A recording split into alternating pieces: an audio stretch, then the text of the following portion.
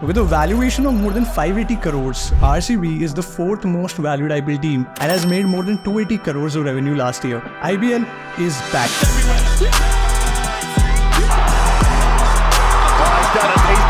And just like every other season, I'm rooting for a team which may or may not win the IPL, but is definitely gonna make tons of money out of the entire tournament.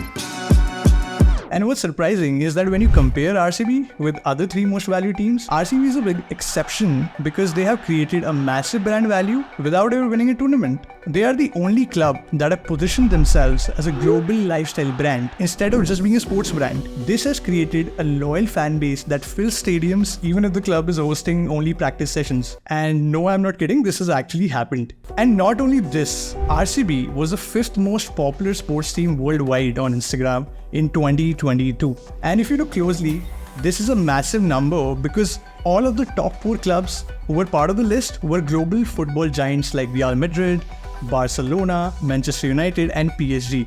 Clubs which have an insane global audience. By the way, kudos to the women's team of RCB for bringing the cup home. The curse has finally been broken. In today's video, we'll dive into the three core levers RCB has cracked to make it one of the highest earning clubs despite never winning the tournament. But before we dive deep, let's first understand some basic context here.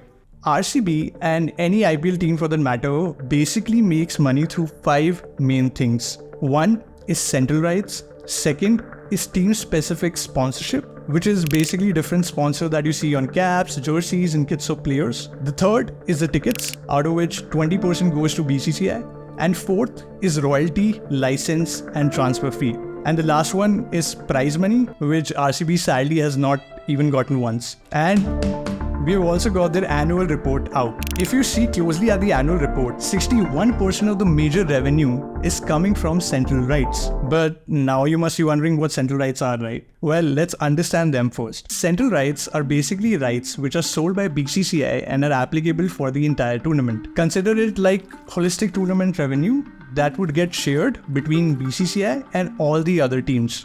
And central rights consist of two main categories. One is media and broadcasting rights.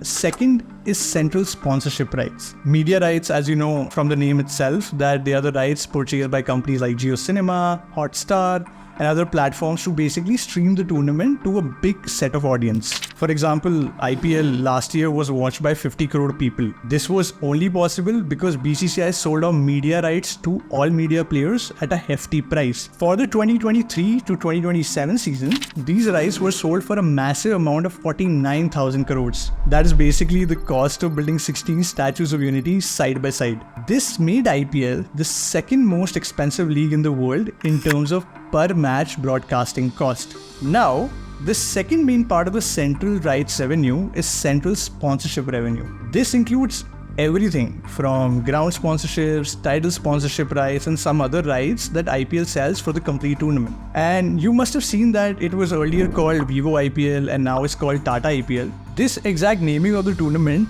comes at a big hefty price. In fact, the Tatas paid 2,500 crores for naming the tournament Tata IPL for about 4 to 5 years.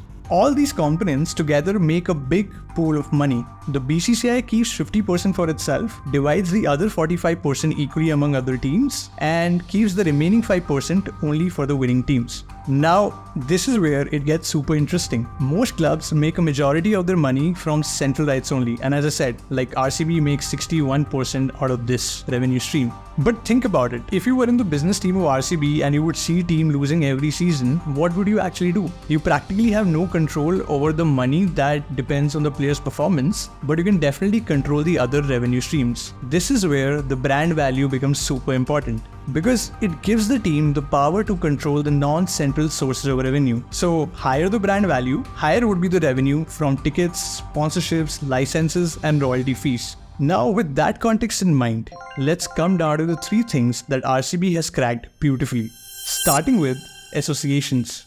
RCB understands the marketing principle of association really well, and you must have seen this principle followed by many brands throughout.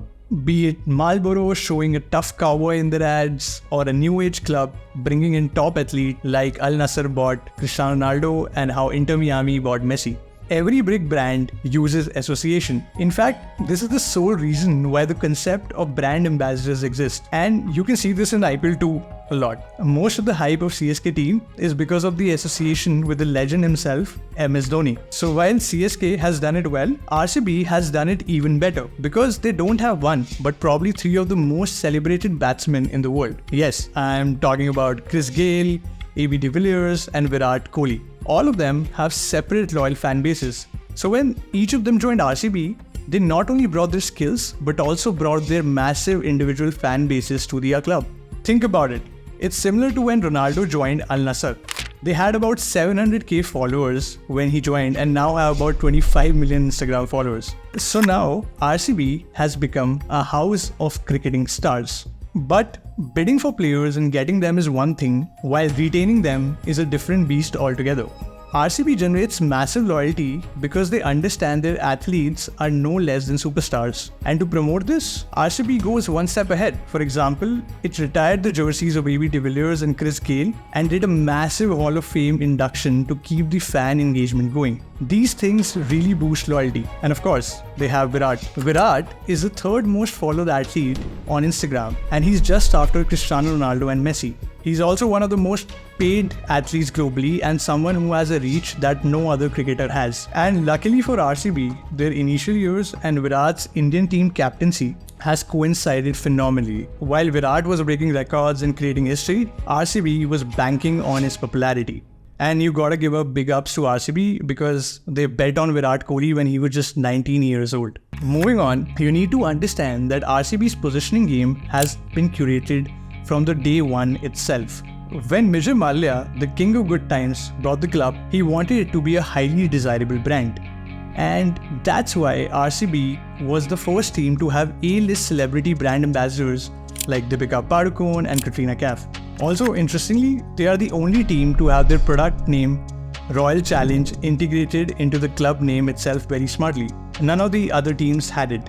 You don't hear Mumbai Reliance Indians or Chennai India Cements Super Kings. This massive association insight formed the foundation of the brand that they have built over a decade. Talking about insights, I have the best resource for you today, the IPL Growth Playbook. The GrowthX team has built this playbook after weeks of research, and it goes in depth into everything from should your startup even think of using IPL for your brand growth, understanding the product market fit for IPL, or understanding budgets if you can actually afford it or not. Plus, setting goals to deciding the right IPL season and an in-depth GTM strategy used by leaders from brands like Crore to nail IPL distribution.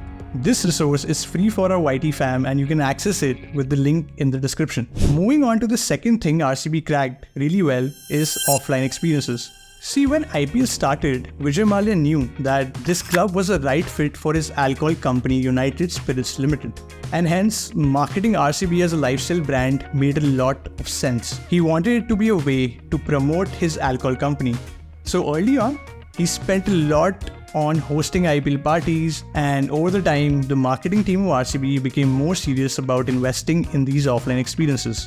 And as you know, the online and digital distribution is great, but the real gold is cracking community loyalty in the offline ecosystem. And that's what we have also understood at GrowthX. Because a great offline experience equals a higher brand recall and creates a massive customer loyalty. And this core philosophy has not changed even after Diogo acquired USL in 2014. Even if you just look at the match watching experience at Chinnaswamy Stadium, right, it's considered the best among all the IPL teams. Be it dining, seats, food or booze, they pay attention to every single detail. And to give fans the taste of hospitality who don't come to stadiums, they have also opened their official bar and cafe in Bangalore. A premium bar for the fans to come chill and enjoy and watch the experiences and watch the matches together. And in turn, build loyal community-driven experiences. And after making fans happy when it comes to watching matches or chilling, they even went one step ahead and started hosting a yearly pre-tournament event called RCB Unbox, where they would unveil new jerseys, host star-studded performances by musicians and celebrities. Like this time, they got in Alan Walker, Raghu Dixit and many more. Plus, this is super subtle positioning because it makes their kid seems very aspirational.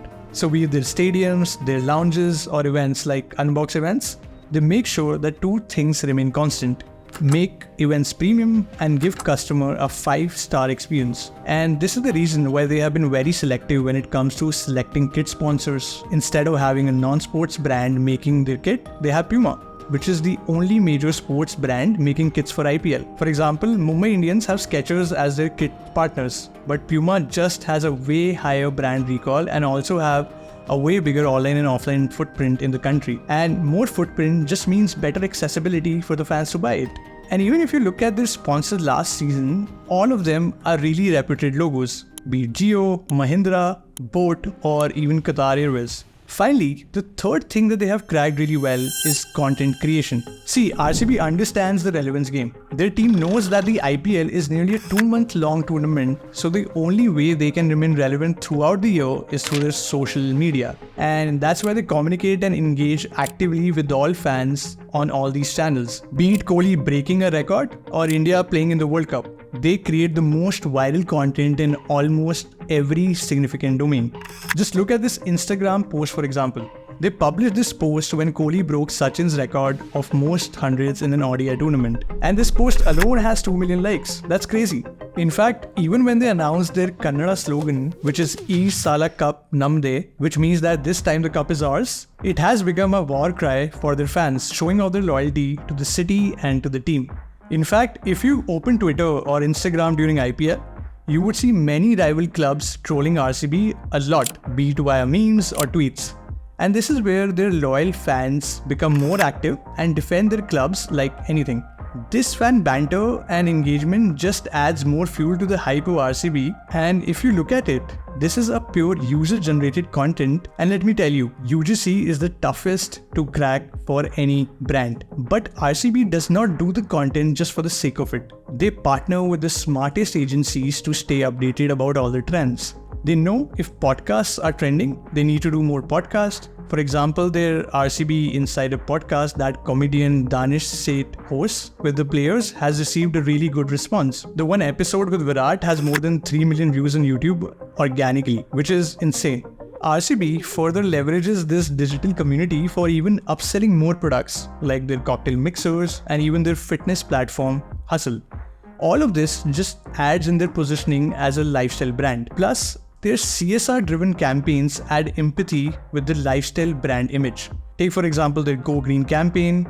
The team wears their green jerseys once in every season. The home stadium is run on solar roofs. The Green Pledge, where they ask their fans to plant trees, save water, and use electric vehicles. This kind of consistency is not easy, and they have pulled it off across all their platforms and all their communications. Think about it. RCB just becomes way more than a cricketing club by doing all of this. And that's it for today.